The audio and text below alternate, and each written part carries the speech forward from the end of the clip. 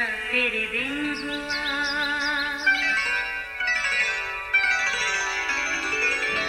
नया फिर दिन हुआ, पुरानी रात का करे सो शुक्र हम खुदा की जात का, खुदा की जात का नया फिर दिन हुआ। आज की आयत। यीशु ने खड़े होकर हुक्म दिया कि उसको मेरे पास लाओ। जब वो नज़दीक आया तो उसने उससे ये पूछा, तू क्या चाहता है कि मैं तेरे लिए करूं? उसने कहा, आए खुदावंद ये कि मैं बीना हो जाऊं।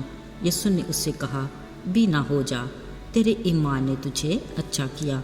लूका 18 बाब 40, 41 और 42वीं आयत। अजीज़ों, बस पर सवार होते ही अक्सर आपने ये दर्दनाक आवाज़ ज़रूर सुनी होगी, अखियाँ वालों, अखियाँ बड़ी नेमत हैं।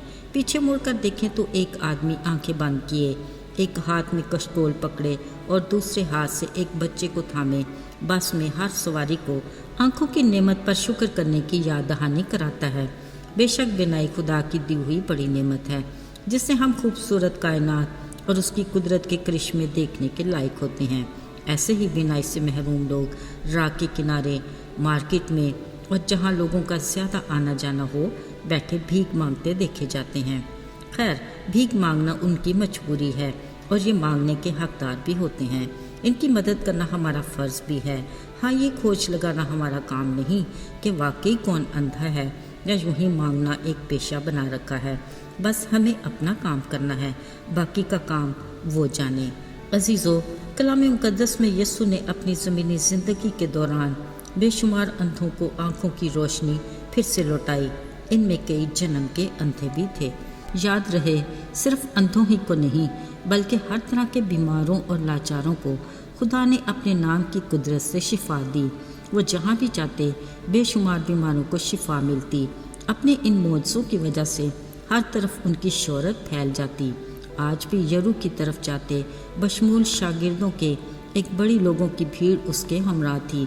इसी राह के किनारे एक अंधा बैठा भीख मांग रहा था।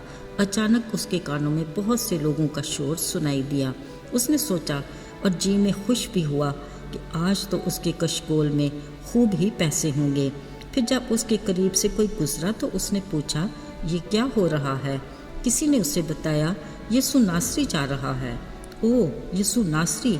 ये नाम सुनते ही वो अंधा भीड़ के शोर से भी ज़्यादा बुलंद आवाज़ से चिल्लाने लगा, आए यीशु इब्ने दाऊद, मुझ पर रहम कर।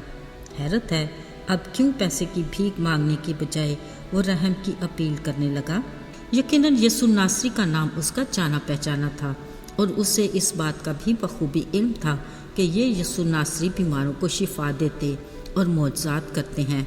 अब उसे किसी और तरह की उम्मीद दिखाई दी।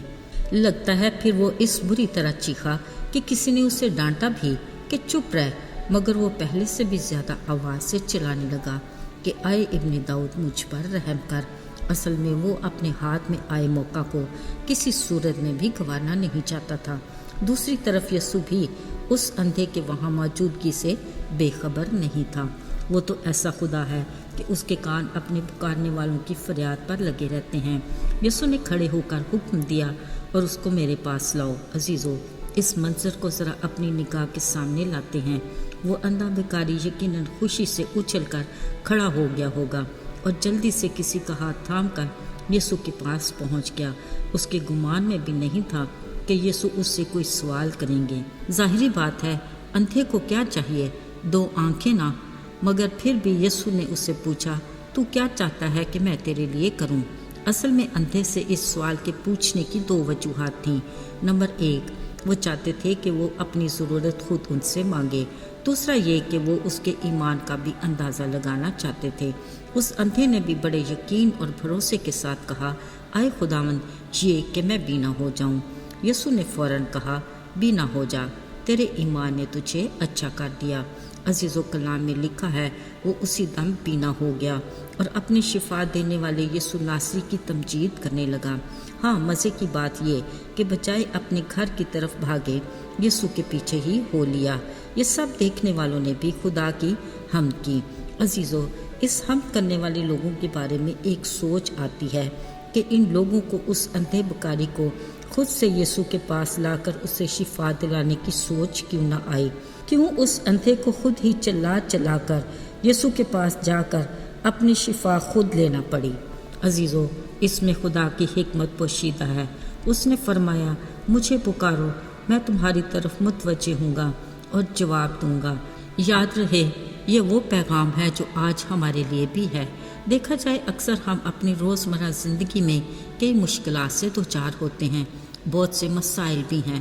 پھر بطور مسیحی ہم ان مشکلات اور مسائل کا حل بھی جانتے ہیں کہ اس نے کہا، اگر تم مجھے پکارو گے اور میری طرف رجوع لا کر اپنے گناہوں کا اقرار کر کے اپنی بری روش سے باز آؤ گے تو میں آسمان پر سے سن کر تمہیں بحال کروں گا۔ بلا شبہ اس عادل منصف خدا کے اٹل وعدے ہماری زندگی میں پورے تو ہوتے ہیں، مگر ہم ان مشکلات سے آزاد ہو کر خدا کی پیروی کرنے کی بجائے پھر اپنی پرانی زندگی میں لوٹ جاتے ہیں اور اپنی روزمرہ زندگی میں اس قدر مصروف ہو جاتے ہیں کہ ہمیں اس کی تمجید کرنے کا موقع بھی نہیں ملتا۔ بطور مسیحی اپنے محسن کے ساتھ ہمارا یہ سلوک اور رویہ ناقابل قبول ہے۔ افسوس، ہم خود کو اس کی برکات کا حقدار تو سمجھتے ہیں، مگر یہ نہیں جانتے کہ اس کی برکات کو کس طرح حاصل کریں۔ بلا شبہ اپنے باپ خدا سے وفاداری شرط ہے۔ اس کی رفاقت اور شراکت میں مضبوطی سے جڑے رہنا روحانی بحالی اور بیداری کے لیے ضروری ہے۔ اس کے لیے روزمرہ زندگی میں اس کے کلام کے مطالعہ کی عادت کو اپنانا، بلا ناغہ دعا کرنا ہماری روحانی زندگی کی تعمیر اور ترقی کے لیے انتہائی ضروری ہے۔ آئیے دعا کریں۔ آئے خداوند خدا، قادر مطلق باپ، تو کس قدر عظیم خدا ہے، تو معجزات کا خدا ہے اور آج بھی وہی قوت اور اختیار رکھتا ہے۔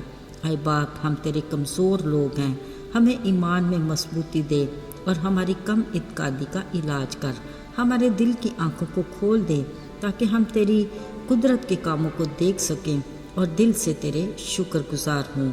یسوع کے مبارک اور جلالی نام میں آمین۔